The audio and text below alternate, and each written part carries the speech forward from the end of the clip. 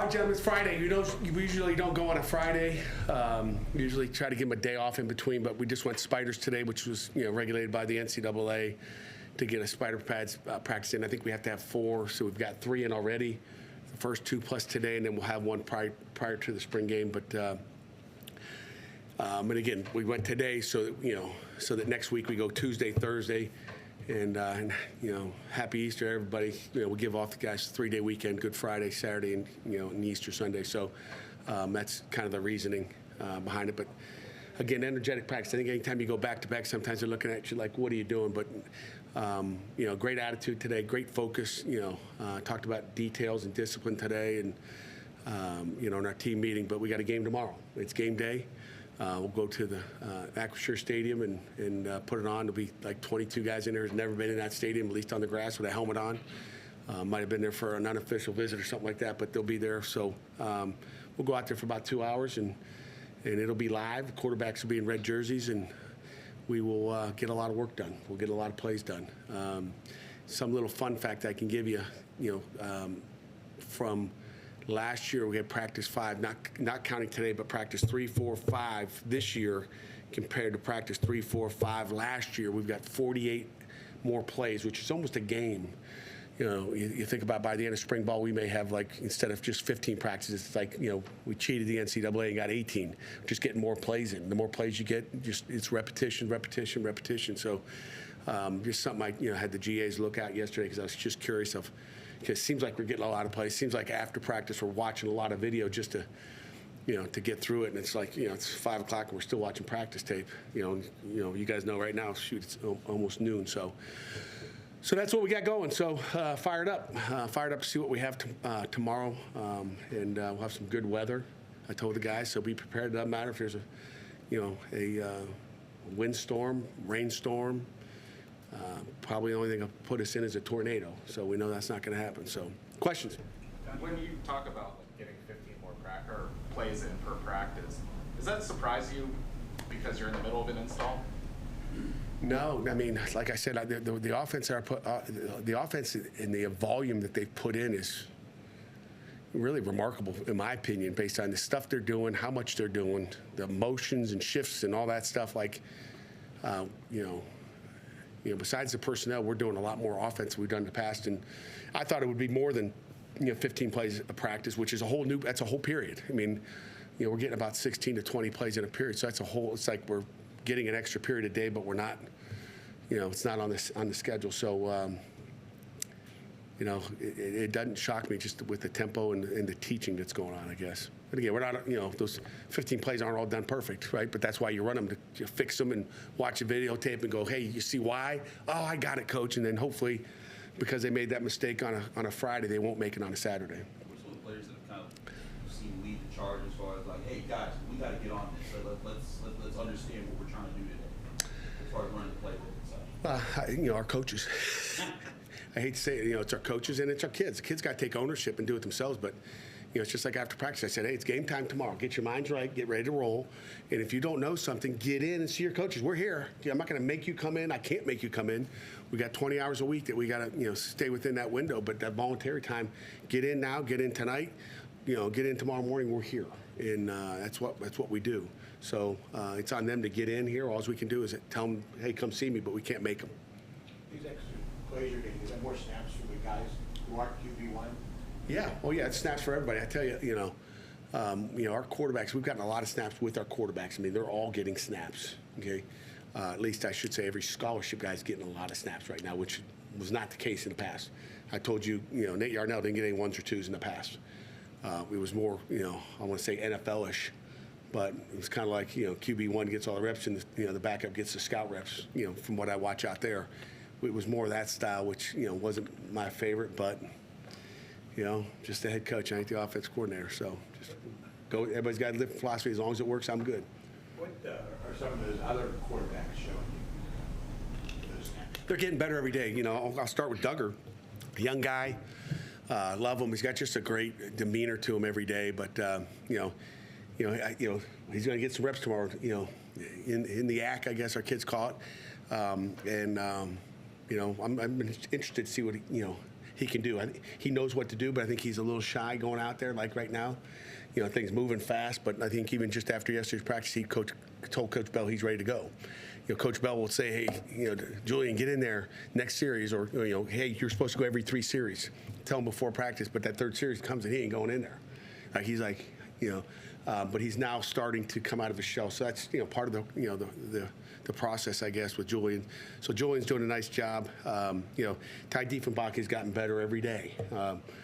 He's done some nice thing. And again, I think it's, you talk about these young guys that are new, really to campus, or, been here for a year, whatever it is. But, the offense is new. These older guys will, handle the change, a lot better than the younger guys will. So they're doing a nice job. And then, then you got Eli, Christian, and Nate were getting the majority of the reps, I would say.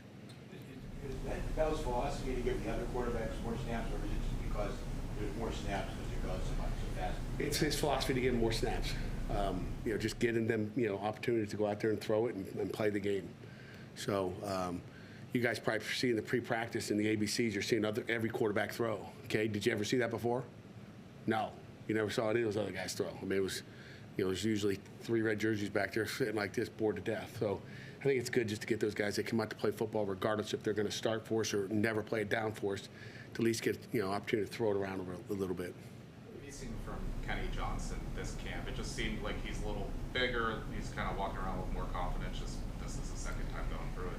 Yeah, Kenny's a beauty now. I tell you what, you talk about a guy that just comes in every day to work, comes in with a smile on his face. There's nothing I like more than a guy that has a smile on his face, which comes down to that attitude. I mean, he comes into work every day and happy.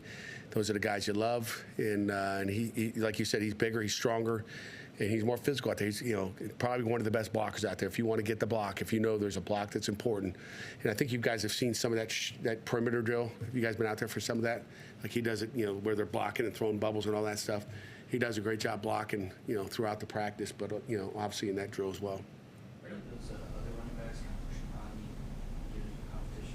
Are they gonna, you said? Are they? Yeah, Daniel Carter's doing a nice job. It's funny, you see all these guys in I guess in OTAs and all the winter conditioning, and then, as coaches and new coaches, they have their opinions, like, oh, I like this guy, and then all of a sudden when the pads come on, it becomes a little bit different. But Daniel's just kind of slowly moved up the depth chart and done a nice job, which doesn't shock me at all.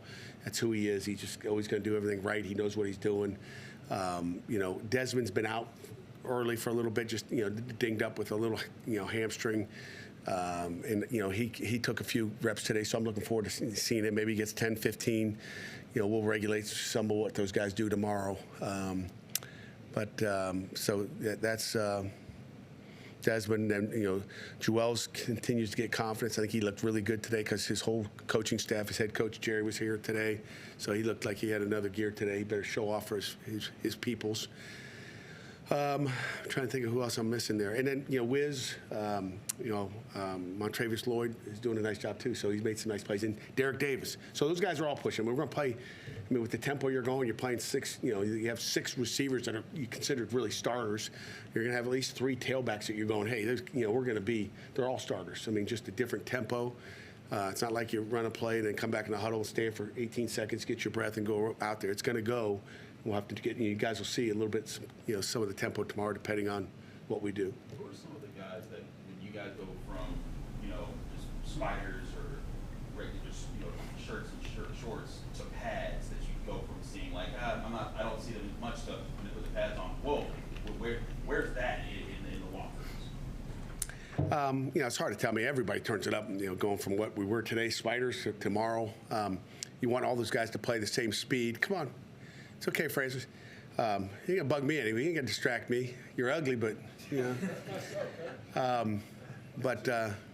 what'd you say? I'm pretty too? I said, love you too, Coach. Appreciate it.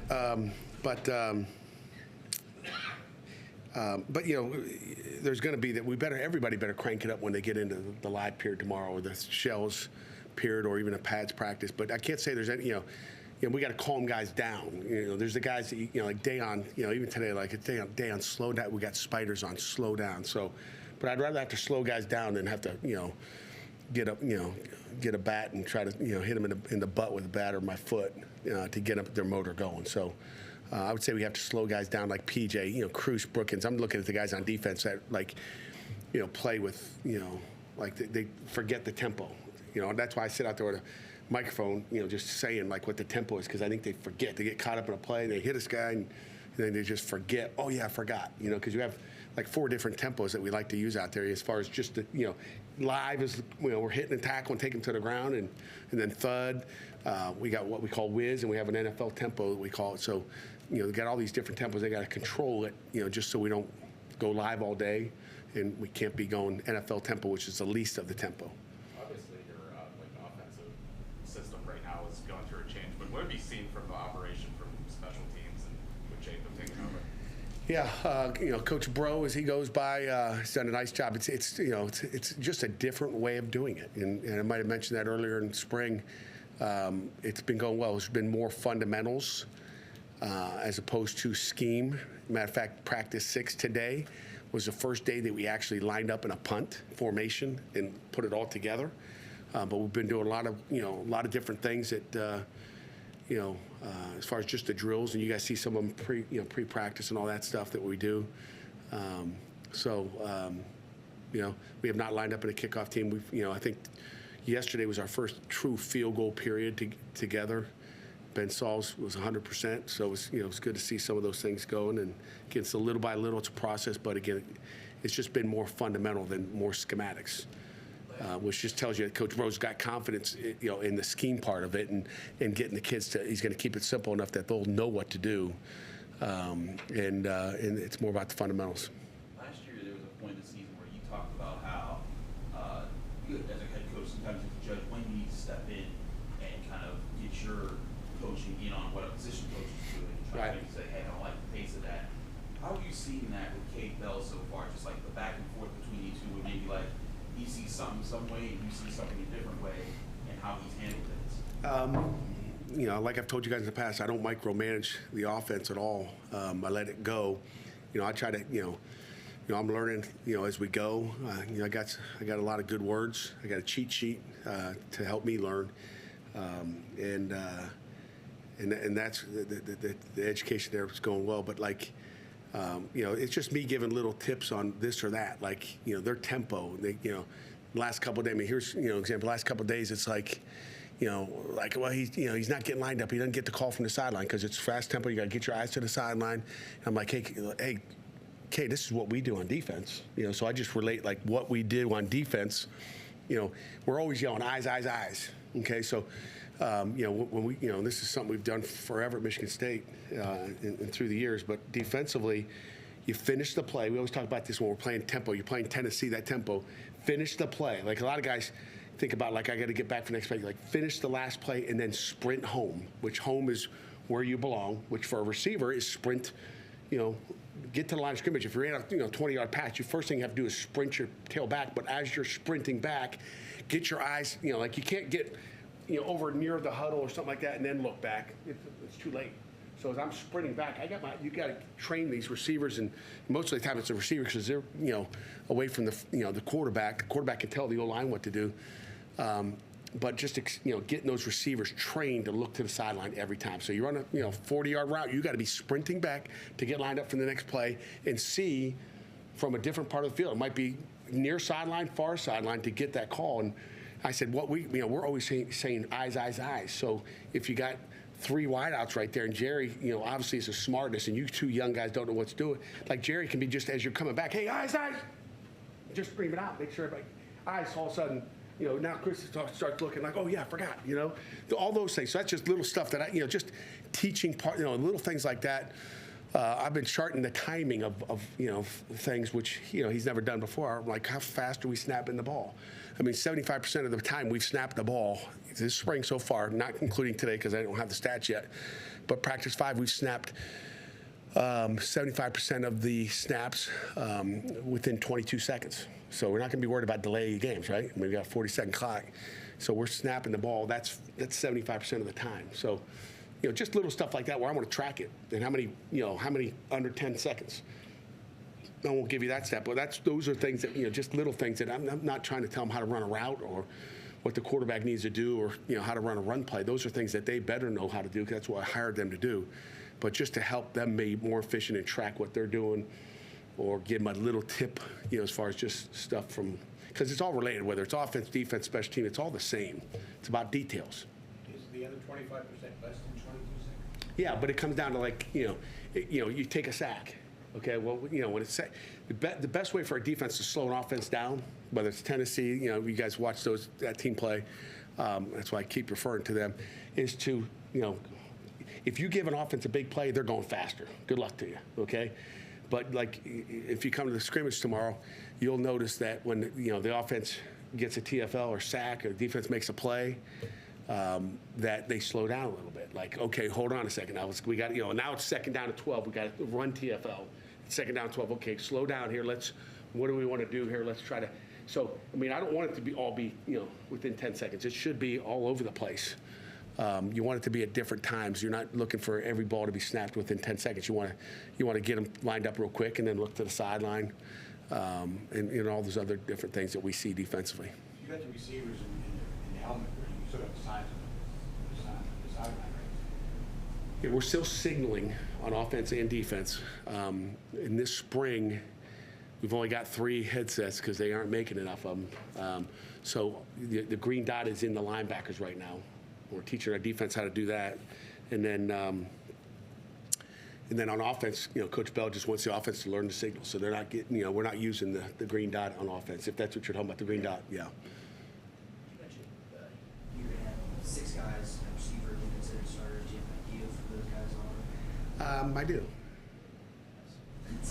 I know the scrimmage tomorrow, you get an idea, but you can probably figure it out.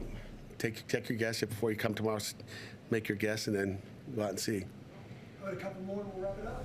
Ryan Jacoby was supposed to be one of the leaders last year. Who was? Ryan Jacoby. Uh-huh. He was going to be one of the leaders last year on the offensive line before he got hurt. What's he been like leading up to these spring practices? Leading up to it, not during. He's kind of, it's hard to lead when you're not practicing right now. And he's doing a great job. I watch him down in the end zone running back and forth, just getting, his PT, his physical therapy, getting ready to roll. So, we'll feel him more, during the summer and August when he is back. But he's a great kid, and he's getting healthy, and that's the most important thing. Is he going to practice at all this spring? No, I think he probably could late, but not doing that.